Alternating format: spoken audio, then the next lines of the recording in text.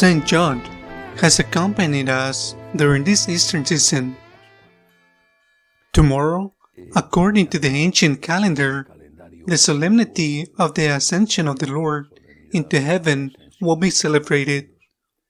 In many places, but not in all, this feast has been moved to the Sunday. That is why today's Gospel has the air of a farewell and promise. Jesus is announcing Pentecost. He is announcing the coming of the Holy Spirit. However, the Holy Spirit, who is called in different ways, in this fragment of St. John's Gospel, is called the Spirit of Truth. It is now a casual term.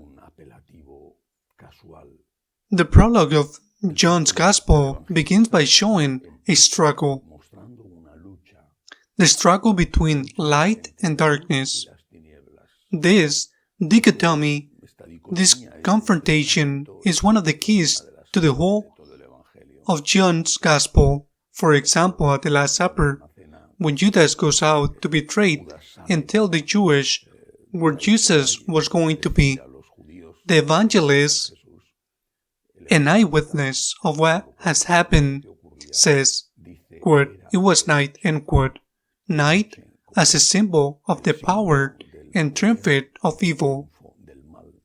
Always contrary to light, symbol of the power and the triumph of good. Christ is the light.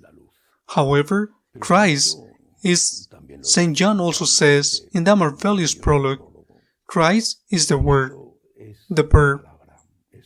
Quote, the Word, the Verb, was made flesh.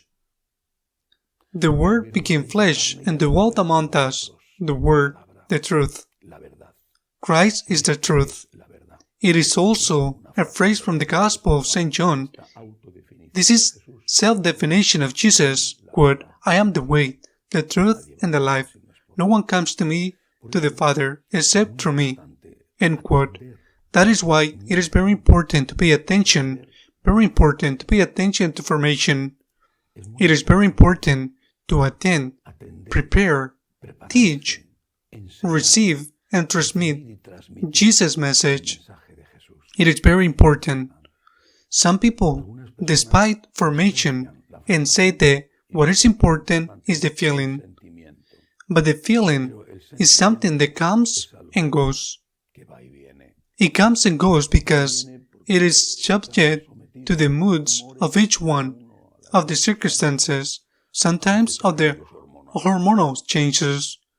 For this reason, feelings alone, by himself, cannot assure us following the right path to holiness, to the Lord and to heaven. Formation is necessary. By this I'm not despairing the feelings. I repeat, for some people going to Mass or not going to Mass is in function of what they feel. I don't feel anything anymore, or this priest doesn't make me feel anything. That is because they don't have enough formation, because if they let themselves be guided in this life with feeling, in everything, many days they will not go to work, marriage will not practically nothing, and many children will cease to be cared for, especially in adolescence, or many elder parents will cease to be cared for. Formation is important. It's important to accept the truth that the Lord transmits to us. It is important to study. It is important to prepare oneself. It is not enough. You can know everything and know it well, and not have charity. Not to love, but how can you love Jesus if you don't know Him? How can you know Jesus if you don't try to know Him? We should also say, how can you know Jesus if no one teaches you? If no one tells you what Jesus teaches? Who was Jesus? Who did He live? Who did He behave? How did He die? How did He rise? The Spirit of the truth, says John in this Gospel. The Spirit of the truth. The same Spirit that was already hovering over the world, over nothingness before the creation of the world. Therefore, let us ask the Lord in these hours, in these days, of great confusion in the church. Let us ask the Lord that the Spirit of the truth enlighten everyone, especially those who have to make decisions.